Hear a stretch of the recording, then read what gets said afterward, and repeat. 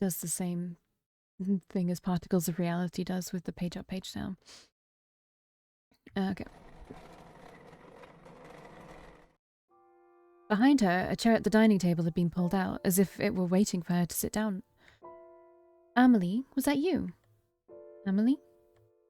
Her hand rested against her chest, begging her heart to calm. Or Lilica? Whether a hollow laugh sounded through the room or not, she wasn't sure. She quietly sat down in the seat that was left for her. The table was already set, but once again she noticed a thin layer of dust on the surface. Through the silence, Sophia could hear it again. Footsteps. But this time from directly above. The master bedroom. In front of her very eyes, Sophia watched the scene unfold. A woman, not older than 40, removed her shoes and stepped onto the table, yet nothing was disturbed. She reached up and took a hold of the noose. The rope wrapped around her neck like the finest pearl necklace. Join me. The woman's eyes locked onto Sophia's. Her hand was outstretched, waiting to be taken. A rusty smell filled her nose, accented with the faint smell of perfume. Sophia shivered in response, her breath frosty on her lips. She reached for the hand, slowly. I'm back. Ah. Sophia. Oh, Amelie. I'm sorry, you scared me. Is everything all right? Sophia stared at the spot the woman was only a moment ago. Both she and the noose had disappeared. Yes, I think I'm just a little tired. Good, I'm sorry for the delay, but I've prepared the tea and the pastries. So this is what high tea looks like. High tea will come later. This is just a simple afternoon tea. Will Lilica be joining us? I believe so. Was she here a moment ago? No, she wasn't here. How strange. She told me she was coming to sit with you. Perhaps she's gotten herself busy with something else. Should we wait? There's no need. It would be sad to let the tea go cold. Sophia watched as the tea filled 2 out of 3 of the cups. The third cup sat empty. For some reason, the very sight filled her with dread. She picked up the cup and brought it to her lips. It was oolong tea. The taste was bitter and musty. With her heart on edge, she placed the cup back down on the saucer, smiling towards Amelie. Did you have much trouble getting here? A little. My ride broke down, so I had to walk for a bit. Broke down? I'm extremely sorry. If the staff had been here, I would have sent someone to collect you. It's okay, it's just a little rain. I just wouldn't want you catching a fever. My medicine store has been running low of late. No worries, I usually carry ibuprofen with me. Ibuprofen? I haven't heard of it. Anyway, I'm glad you arrived here safely. I'll draw a bath for you later to make sure you are warmed up properly. Thank you. Amelie sipped at her tea before looking down at it with a confused expression. A little stale. I'll ask my father to procure a new batch when he arrives home. Where are your parents, by the way? Well, we were separated due to the plague. They took the staff to wait until a cure is found and left me here with Lilica as not to catch the disease. Right, I understand. I spent a lot of time separated from my family due to the pandemic too. It warms my heart to find another thing in common with you, Sophia. I was surprised to hear it's safe enough for you to visit. Perhaps that means my parents will be back soon too. I think so. The world seems to be opening back up again. So I think that she's going through a totally different pandemic and she's going through COVID because they're in like different times, right? That's kind of the vibe we're getting. So, what do you do locked up in this big house all the time? I'm not a fan that this is like a lot of the same text being reused though. Well, I usually spend my time sewing or playing music. I used to write, but? Well, my parents wondered if it was feminine enough.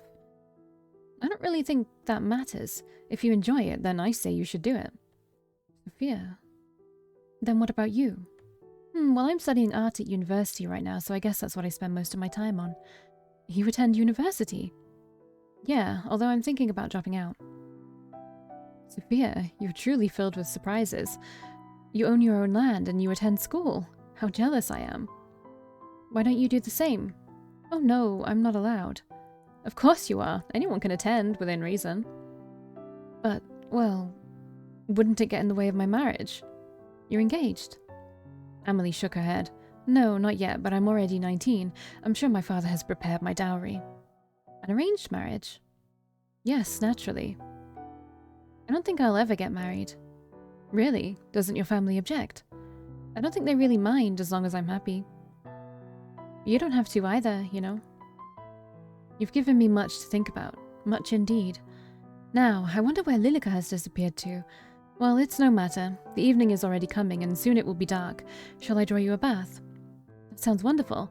To be honest, I'm not hungry, so can we skip dinner tonight? Of course, if that's what you wish. Let me show you to the bathroom. Before she left the room, Sophia took one last look back at where that noose once hung.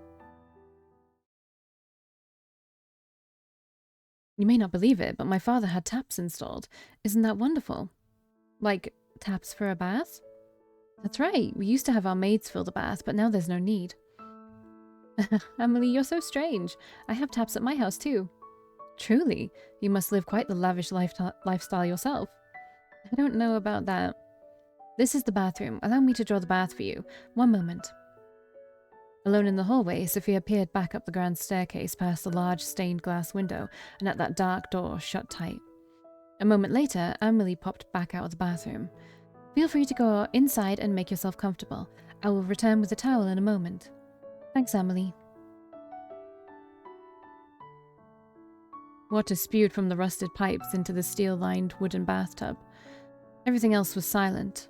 Sophia took careful steps forward and peered into the bath. All seemed normal. With a sigh, she finally let her shoulders relax.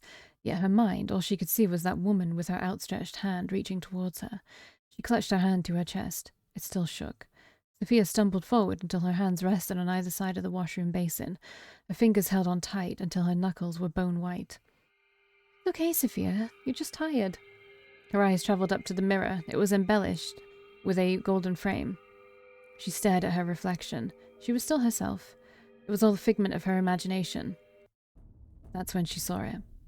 In the mirror, standing behind her, was a young woman with long blonde hair that nearly reached down to the floor, and deep, blood-red eyes. She didn't try to speak or make any movement. She just stared with her big, dark eyes. Who? Sophia wanted to spin around to confront the girl, but her whole body was frozen stiff. The young woman finally started to move.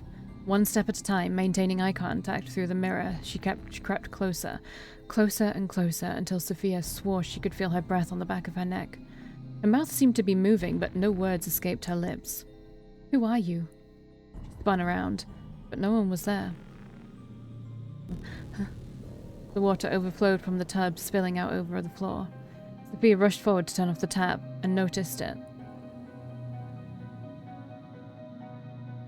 The water that came from the tap was red. A dark, deep red. She hurriedly turned the tap for what felt like forever, and finally it stopped. Sophia stared at the dark liquid inside the tub. Without thought, her hand dipped in. When she withdrew it, each finger was dyed red. Something about it captivated Sophia. She undressed one layer at a time, peeling away the still damp clothing and stepping forward and into the bathtub. She sank down, until everything under her shoulders was submerged in the liquid. It felt heavier than water, much heavier. As she stared directly ahead, those blood-red eyes reflected in her mind. Why not just end it here? You're scared, aren't you?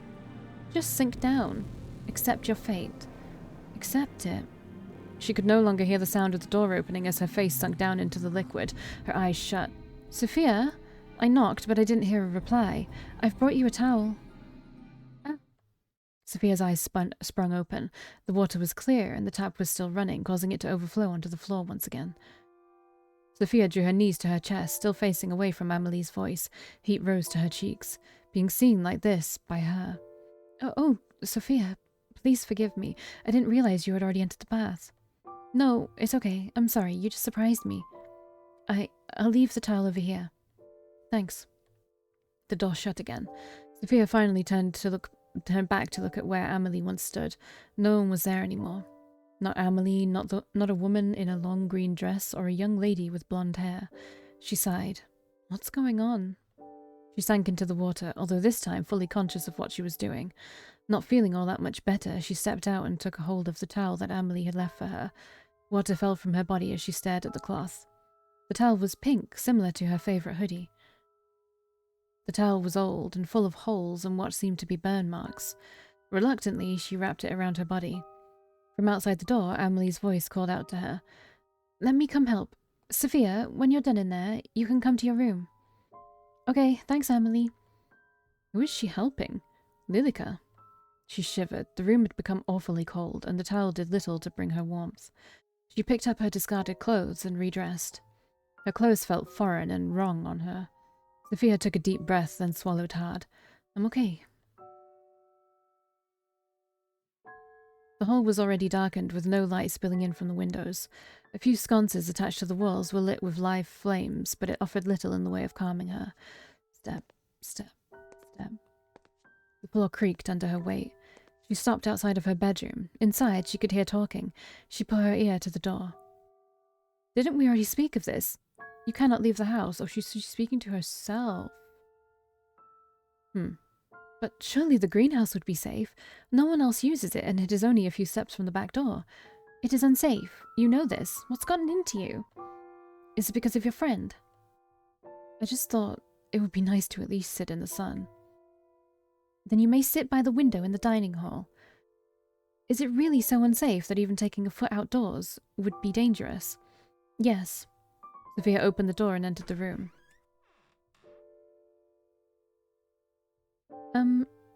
Amelie stood by herself, making the bed.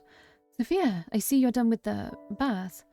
Sophia looked away, thinking of what happened in that bathroom. Were you talking about the greenhouse? Yes. Did you see it when you arrived? I did, but it looked as if the plants inside had all died. Oh, that's impossible. It's barely been any time at all since the gardeners left. I'm sure the plants inside are more sturdy than that. Well, even if they have died, maybe we could go in and replant some things tomorrow. Oh, wonderful. Have you not heard a word I said? It is unsafe to do so. Oh. Oh, don't be such a spoilsport. I think it would be perfectly fine. Well, it's getting late now, so I'll leave you to retire. If you need anything, my room is just upstairs on the left. Good night, Sophia. The door shifted before Amelie could even reach to touch it. Sophia's eyes locked on the movement. Amelie, would you stay for a while? Is something the matter? Just a little homesick. Sophia sat down on the bed before resting her head on the pillow. It was hard. Of course. Why don't we chat for a while? Then come join me.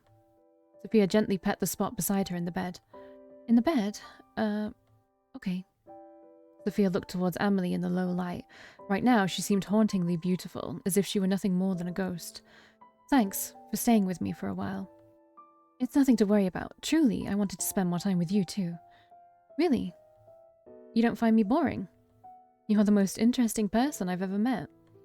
Don't be silly. I'm being completely honest. You truly are so unique. I think the same about you. I've never met anyone like you, really. Her mind flashed back to all she had seen. Really, she truly had never met anyone like Amelie. You wrote so much about yourself, and yet seeing you in person, I fear there is still so much I don't know. There's plenty of time for us to tell each other everything. Then tell me something about yourself, something you've never told anyone. I'm partially blind in my right eye. Really? How well can you see? It's okay, just a little blurry, really. You tell me something. Tell me something, she thought. Tell me what's going on here. Tell me I'm not insane. Well, when I was 12, I stole the cookie jar from the kitchen and blamed my brother. He was scolded for hours. What a mischievous child. I'm sure your brother wasn't all too pleased. Actually, it was his idea. He knew I wanted it and told me to tell my parents it was him if I was asked. What a good brother. Where is he now? Did he go away with your parents? Amelie shook her head. He died when he was 16. Oh, I'm so sorry, Amelie. What happened? Scarlet fever, so my family was left with only me as an heir. And what worth is a female heir? You're worth plenty, more than plenty. Thank you, Sophia, but some days I am unsure. It's your turn again.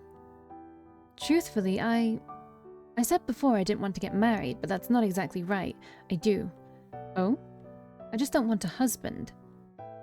Then... I'm sorry, does it make you uncomfortable? No. I've also thought that I don't want a husband. Whenever my father has brought it up, I felt sick to my stomach. How about coming away with me for a while? Away? Outside of the house? What about the sickness? Yes, away from this place. It's okay now. You'll be okay. You could come stay at my house. I could show you around my school. You don't have to go through an arranged marriage if you don't want to. You would do that for me. You are my dearest friend, and I I actually... Lilica? At some point, the two women had gotten close enough together that they could feel each other's breath on their lips. The two parted with... Is there anything... Oh, I've been able to press this entire time.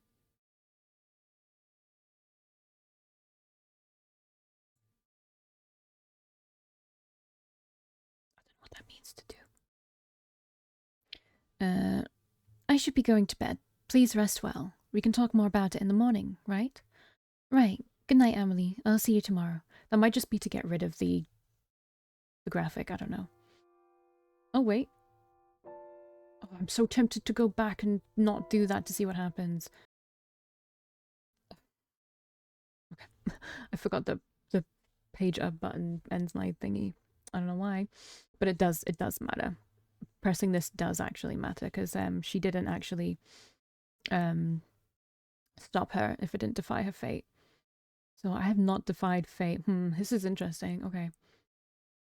I should be going to bed. Please rest well. We can talk more about it in the morning, right? Blah, blah, blah. Amelie, wait a moment. Yes? What does Lilica look like? What a funny question. You've seen her plenty of times already. With my eye, I sometimes struggle a little. Right, my apologies. She has long blonde hair, done up like this. Amelie pretended to put her hair into two low ponytails. What color are her eyes? Red, and she wears a dress of white and black with a red ribbon and the same color as her eyes. Thank you, Amelie. Good night. See you in the morning. Amelie left the room. Meanwhile, Sophia's eyes studied the space. I can only accept my fate now. Let's do it. Because there's 0 out of 2. For some reason, Sophia just couldn't sit still. She tried to lay down to rest, but turned this way and that, uneasy. I'll get some water.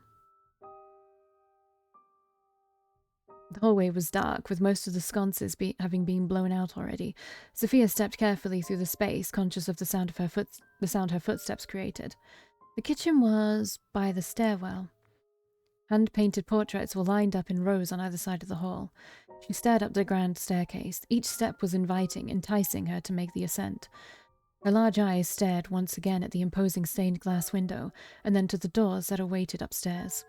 Her hand rested against the kitchen door, her fingers dancing over the handle. It stayed there as her mind debated with itself. Waiting, waiting. Come here. Come visit us. Her hand dropped to her side as she ascended, past the glass window and to the next floor. 2 doors awaited her. A chill ran through the air as a scene played out before her. 2 women dragged a man's body up the staircase, leaving a trail of blood on the otherwise pristine carpet. They pushed open one of the doors. The man's head hit the final step, but he made no move to stop them, nor cried out in pain. He was already long dead. The figures disappeared into the room. When Sophia blinked, the door was shut again. She trembled. The master bedroom. From behind that closed door, a voice called out to her, but the words were much too faint to make out. Her hand rested against the handle. Sophia couldn't stop it from shaking. With a careful motion, she pushed the door open. A musty smell came from further inside the dark room. Sophia, peering into the darkness, quickly took a hold of one of the lit candles near the room and stepped inside. A portrait sat above a large canopied bed. The curtains were pulled back, hiding whatever was inside. In the portrait, Amelie sat beside a woman with a green dress and brown hair done up in a bun. Standing behind them was a man with an imposing brow and a large beard. A family of mice ran from under the bed and out of the room. Sophia jumped to the side, narrowly avoiding them. Step, step, step. Each step brought her closer to that bed. Each step made her chest feel heavier, tighter. She stood before the bed and reached a trembling hand to the curtains that hid whatever lay inside. A wind blew from somewhere unseen and her candle extinguished. Behind her, the door shut and the room plunged into near-complete darkness. Amelie? Is that you? I'm sorry I came up here after you asked me not to. I'll just go now, okay? Her body fell forward before she had a moment to react. She tumbled through the curtains and landed on something hard that rested on the bed. What? The curtains flew open and the moon shone in from outside.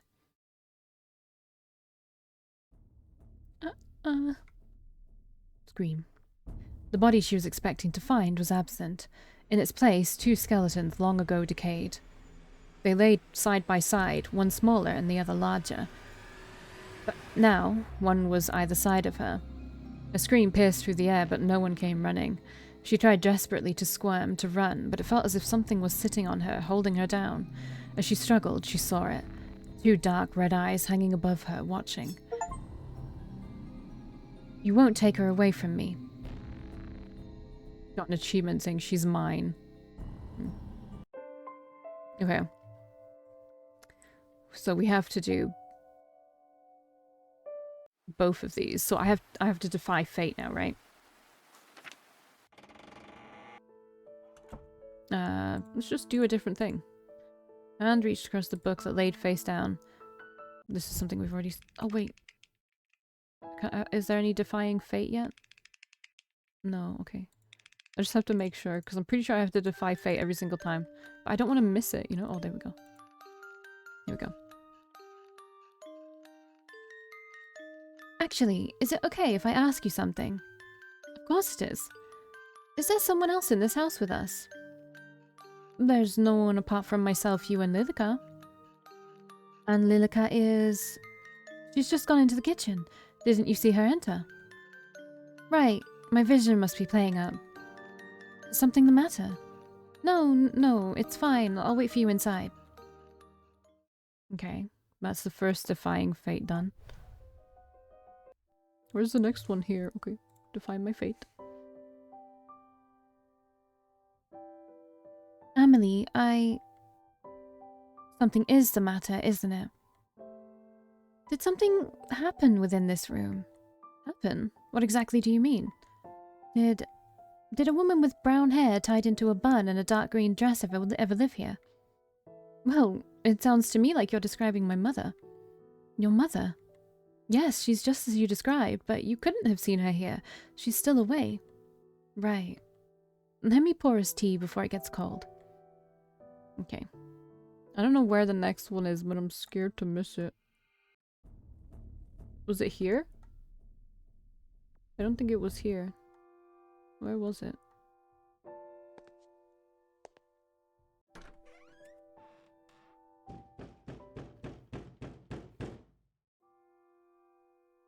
There we go. Okay, defy your fate. Are you here, Lilika? Silence followed. If I stay here, will I live to see tomorrow? More silence. She gulped. The flame by the side of her bed flickered wildly. Sophia laid back, shutting her eyes, but she felt as if someone was watching her, waiting and biding their time.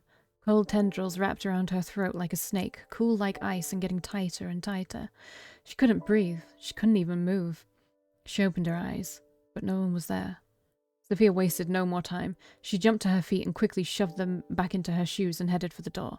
It opened without any resistance. Outside the room, the hallway was dark, lit only by a handful of candles and sconces. Sophia swallowed, then stepped out. The house was silent. Sophia took careful steps, but the floorboards still squeaked loudly beneath her. During the day, she hadn't even noticed it, but now, wrapped in darkness, it seemed as if those small sounds would wake whatever was sleeping inside this house. Amelie? Lilika? She whispered, but heard no response.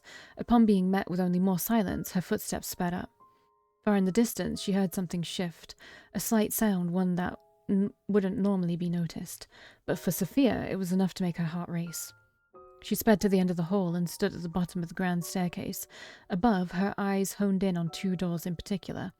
The master bedroom and the door to Amelie's room. Amelie. The choice was obvious.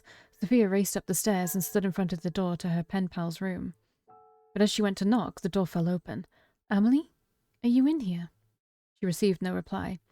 Sophia's head spun around. From somewhere deep in the dark, a gentle tune was being played skillfully. Her arms dropped to her side. Sound consumed her.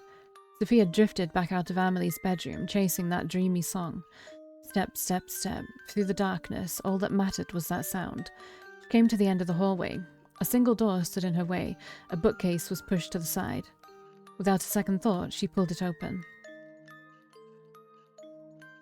In the center of the room, surrounded by candles, Amelie sat, her skirt fanned out around her. Spread out over the floor were piles of letters. Upon closer inspection, each was filled with words that had been crossed out and signed with "Yours, Marion." Amelie, are you awake? Her eyes were shut tight, yet her hands moved enough to play the sorrowful tune. Please, listen to me, Amelie. Lilica is... She isn't... I'm not what? You're going to leave her, aren't you? Sophia heard the door shut behind her. She backed up quickly and tried the handle, but it was stuck. Amelie's eyes finally opened. In place of her usual golden eyes was a glare of deep red. Amelie, snap out of it. Please snap out of it. You want to take her away? Amelie, please. One by one, the candles blew out, and the two were plunged into darkness. Amelie's body slumped forward and crashed to the ground. It's nice to meet you, Sophia. I'm sure we're going to have a fun time living together. Since you'll be staying with us after all, right? Okay, she's got to stay with me. Stay with us, yeah. Okay. Interesting. Yours, Lilica. Should I go through one not clicking anything? I don't know if there's going to be a defy your fate thing here, but we'll see. The rain never seems to cease at this time of the year. It pours from the sky in its unending grief, as if longing for something unseen. Thunder roared in the distance, enough so to make the young woman flinch, but not enough to make her waver. The woman sat beside a man with an imposing brow and a large beard. The man wheezed and coughed, but kept hold of the newspaper in his hands. The front page read the following. The Great Plague of London, 7,000 deceased. The man frowned at the words. How utterly preposterous. What on earth are the physicians doing? The lady next to him coughed into her handkerchief. When she pulled it away from her mouth, it was stained red with blood. I'm sure they're trying their best, my dear. Their best is going to kill everyone. Forget this rubbish. Amelie is still well and finally of age to marry. We will arrange for a suitor before she becomes sick. If we send her out there, then she will certainly grow sick. She should stay here, locked in her room until it is safe to leave. No man will want a woman who has spent her only good years locked in her bedroom. But she will be safe. The lady held her cheek, which quickly reddened after the impact. The lord glared at her behind his bushy eyebrows. You would do well to remember who she belongs to, who you belong to. The lady blinked, trying desperately to stop her eyes from welling up. Lilica, please come here. Her voice carried through the otherwise empty home. Time seemed to pause for a few moments before a woman with blonde hair cascading behind her entered the room. She wore the dress of a maidservant and a neutral expression that wavered just so after seeing the mark left by the lord's hand. She stepped forward, crossing the tiled floor with slow steps that seemed to match the pace of the thunder that roared outside. The lady nodded to the maid nodded back to the lady. The moon reflected from the metal object in the maid's hand as she swung it down into the lord's throat. He let out a gargled scream. Blood spluttered out from his mouth and he tried to speak, tried to yell, but it was too late. He fell forward onto the floor and the tiles darkened into a crimson red. He squirmed and crawled, searching for something that no one would ever know, before he fell still for only a few minutes later. The lady stared at the scene. Her heart raced and a laugh escaped her lips. Finally, finally. You'll never hurt Amelie. I hope you rot in hell. The maid wiped the knife against a small white hand towel. The stains would never be fully removed. My lady, I will deal with the body. I will help you. He is too much for you to carry alone. But my lady, you are sick, and I will get no better sitting here. The two grabbed him by an arm each and dragged him towards the stairwell, leaving a trail of blood in their wake. No other words passed from their lips as they executed their task. They reached the end of the hall and began the ascent to the first floor. The lord's head hit against each step with a soft thunk. Thunk, thunk, thunk. The house was silent in all other regards. Two doors sat next to each other. Both were shut tight. As the two women reached the top of the stairwell, the maid pushed open the door to the master bedroom and entered. The room was spacious and clean, with fresh bedding left by the maid just the same morning. On the wall above the bed, a newly painted family picture. The two struggled and finally lifted the man into the bed. His face was stuck in a terrified expression and his clothes were ruined. You'll protect Amelie, right? I'll do anything you desire. Then let us begin. Lightning struck somewhere in the distance, lighting up the otherwise darkened room and showing many things that should have been left unseen. The maid removed her shoes and crawled into the sheets beside the corpse, while the lady dipped her fingers into the lord's wound and drew a line of blood around the bed. She spoke softly to no one in particular, chanting words that should never be chanted. When she was done, she stepped over the threshold and approached the maid. Never let anyone hurt her. Protect her no matter what. I will, my lady. Thank you, Lilica. You'll never truly understand how much your actions mean to me. The lady leant forward and left a soft kiss pressed against the maid's lips. It was brief and gentle, and something the two had wished to share for longer than either would admit. As the lady pulled away, the maid drew her knife, still smudged with blood, and brought it to her veins. Goodbye, Lilica. Goodbye, my lady.